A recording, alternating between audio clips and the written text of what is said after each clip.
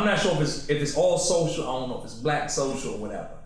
But somewhere, it was always like an undercurrent of, but somewhere over the last year, I guess because of COVID or whatever, like it's ramped up heavily, where the thought of anyone ever working for anyone is crazy. Like how dare you put your dirty fingers on the keyboard and apply for a position, right? Like I got a lot of thoughts on this, but I'm curious because you literally hire people for other people. So what's your thoughts on this? I'm curious. So candidly, it's dumb, right? Like we work for people. Entrepreneurs work for people. You may not be a W-2, but if I'm not trading my time or the time of my agency or my business for money, I don't eat. That is the work. So I think that whole concept, like I'm not working for nobody, I really want to ask what entrepreneur is literally just sitting in their house making their money on their own without engagement or doing some type of trade. So whether it's your customers, your clients, you got to do some type of customer. You're serving somebody in exchange for that money. So I think to me, that's the high level, like, I just think it's a dumb concept. But I mean, I get where people are coming from. I think the other part to that, though, is when you villainize employment and then you need to employ people, ain't nobody thinking about that part. We're not thinking about that part. We just gonna get rich. We gonna make, $50, $100 million. But at no point shall we ever actually need to employ the people. I would say though, I think the people that serve the best understand that you still are working for someone, right? Like if I'm gonna go out here, when I see those posts on social media, people like somebody's messaging them out an appointment, it's like I'm catching flights. It's like you're not gonna have a business long functioning like that. And I do think that a lot of the stuff that we do, to be honest, is, I don't want to say trauma response, but kind of like we go all the way to the other extreme because essentially our experience in employment hasn't been great. Many of us couldn't get the jobs we wanted. So we go into this entrepreneurial space and it's almost like, I can't get a house, so I'm just going to be negative against home ownership because I couldn't get one. So I think, we do ourselves a disservice in doing that, one. Two, everybody is not built. I mean, I question some days if I'm built for this long haul. Like everybody's not built to be an entrepreneur. We romanticize it a lot. Yeah, it's because you see the video where, like I'm just going to be sitting by the beach with the sand and looking over the water and typing on my keyboard. And that's, even when people are talking about employment, one of the things I've struggled with, like, how do I frame it is, this is not hire employees and then go sit on the beach. Hiring people, then is another job of managing, right? Yeah, So it's like, I think, there's a part of us that kind of has to get over that and just understand that, like, some people are built to run companies. Some people are built to work in the companies that we run. We're always, though, working for someone. Whether you're selling products, services, whatever, there's still somebody putting money in your account in exchange for whatever it is that you're doing. And it's a form of work. So I do think the problem also with that is that, and I always argue, why would we want to be broke CEOs? Like that whole mindset of I don't want to work with anybody or I don't want to work for anybody also stifles us a lot of times from getting contracts, subcontracting, partnerships, JVs, because we're trying to own this. I am the CEO. But I think that's the thing, right? Because it's back to it. If you look at 9 out of 10 black businesses, they don't employ anybody, right? So I think too many times in our community, the vision of it is when I'm in entrepreneur, I own my own time, doing my own thing. But really, what you own is a new job. Right. You replace your job you had before with the new job you got. Except your new job don't pay as much as your old job. New job got more responsibilities because if you get sick, you stop working, your bills don't get paid. You ain't got the benefits you used to have, right? Like it's all these things. But in our view of the community, I think it's not like what the real entrepreneurship looks like. And what especially needs to look like, even more in our community, other places, is that when I create a business or enterprise, I actually need other people. Yes. So I need other people not just to free me up and leverage my time, but I need other people because I owe it to my community to get some of these people off the streets. I owe it to my community to hire women and elevate them to positions that they can get elevated to in white businesses or other businesses at time. I need to provide opportunities for brothers that's maybe been incarcerated, maybe got something on their record, where I'm going to hire them because I know nobody else will, right? But we can't have that conversation. Well, you can have it with the people that are ready to have it. Joey, I said we can't have that conversation. What do you... You just honestly, you can't have it with mainstream. And I think, even I think like, if you look at like just the construct around like Black folks and trying to get there, whatever this is that we're chasing, right? Like whether it's your freedom or it's the wealth or whatever. We're chasing riches.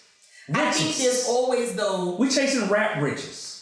Well, even those people. The riches that we see at the beach. I'm sorry. But you do know, like, even in those constructs, those people belong to, right? Whoever is putting out that money, right? So I think we also need to start defining more what wealth is for our community. Number one, everybody's saying generational wealth. I just want generational wealth. What does that look like, right? Are you saying you want your kids to be able to afford to do whatever? What does that actually look like? And then how are we framing it? And then what are we actually calling wealth? Because I think that, to the other point that you're making, until any of us get to the point where our money is making its own money, you still working for somebody. Like, you still have to serve and show up a certain way in order for that money to keep coming in. So I think there's a lot that, for the people who are ready to unpack it. For the people that don't, they'll catch up. But I also believe that, to your point, there's a lot of self-employment happening. And then in order for us to self-employment does not look like Instagram. It doesn't look like Instagram. And in order for us to stay in business, because we are not putting into our community, we consistently have to go outside our community to continue to even be self-employed.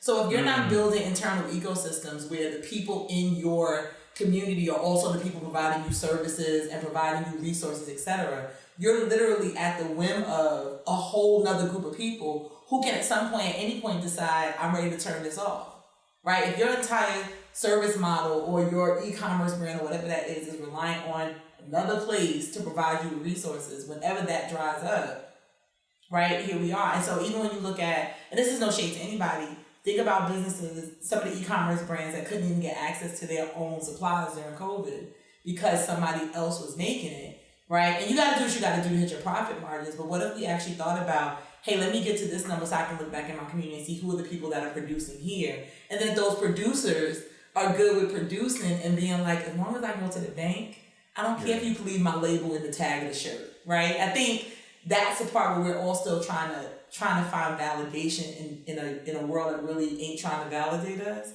I think if we stop looking for validation and just literally start thinking about building wealth for real, because we try to build credibility and like validation and Instagram pages and profiles, but really building wealthy folks ain't even posting what they doing. Yeah, I just think we need to shift the conversation. Mm-hmm. Like remove some romanticism away from entrepreneurship and say, hey, guess what? The benefits of it can be massive, but the work required to get to those benefits is massive as well. Mm-hmm. The sacrifices that you have to make to do it. I think we need to remove some of the conversation around hey, you never have to work for somebody else ever to be successful. To when I look at it, a lot of the best things I know about business is what I learned on the job, is what I learned sitting in other meetings, right? Is what I learned sitting in the office with the GM and seeing how he ran the meeting. That's the framework for how I run my meetings now, right? It's literally looking at the things that those companies taught you and the systems that they had because they've been in business for 100 years, and then later being able to apply that to your own business because you learn it. And still knowing, I tell you, it's about 3-4 jokers right now I work for right now. If the right offer came up, because literally it's mentorship too. Yeah. And everybody want mentorship their way, which is, oh, let me sit down with you for a cup of coffee. Let me pick your brain. But sometimes you have to pay for a mentor, right? You got to join a program where you mentor at and get the money. Sometimes you got to work for a mentor, right? Where it might be like, hey, like this person's already achieved what I'm trying to achieve. So if I spend a few years just learning from them, I'm going to be massively further down the line of what it is. Because you're also learning from where they are at that moment through the mistakes that they've already gone through. But I think another component to that, and I think, when we say change the conversation, I think it's also, we're looking at the idea of, I wanted to be in this place that rejected me, and so I'm still navigating every other space with that rejection. But also thinking about, like, as we're talking to our kids, maybe the conversation with our kids is not that they never work for nobody, or you better come work in HR for the culture. Like, you better come work in this thing that I built. When you look at other people, they also are able to go into environments and take what they need out with purpose. So I think I look back at like corporate life. I feel like if I had earlier on thought about what I was taking from the job as opposed to the stuff that I had on my list, like I need to get to 6 figures before 35. I need to do, like, it was all about these benchmarks that the job was going to give me. And so I think I wasted at least the first 10 years of my career not thinking of it from a place of how does this thing elevate me for the next thing. So when you sit in them things for 10 and 15 years and then you don't get to the thing that you thought they were going to let you get to, then you walk out bitter and you don't think about all the value that's in there. So to your point also, there are definitely some places that can hit me up right now and I'd be like, can I hire some ops persons to manage it, to go learn, because often that is what other communities do. They're okay. I think they look at college. I think they look at, not everybody, but people who kind of get it, look at those experiences really as, let me go in and extract what I need. So you'll look at affluent families, like, yeah, they'll send all their kids to get degrees, but they're sending them there for the networking, for the relationships, right? For like these certain things that they can understand, but they also know they're walking back into something. We have to get out of the mindset of like, we're sending our kids to elevate us, and more thinking about how can they do that stuff, right? And then pull it back into what we're already building and elevate it together. So, but I think that some of that demonizing stuff is really just people being bitter. Like, it's just, this is my bitter experience and I'm gonna paint it across everything else. And it doesn't serve us. Hey guys, this is Lamar Tyler, creator and founder of Traffic, Sales, and Profit. Make sure you like, comment, and subscribe to this channel. Then scroll down below because I have links to us, right, me and Traffic, Sales, and Profit on our social platforms. I want to make sure you get all the free content, the free challenges, and information about our events. The best place to do that is on social. Joins tens of thousands of entrepreneurs just like you that are working to hit the next level in their businesses.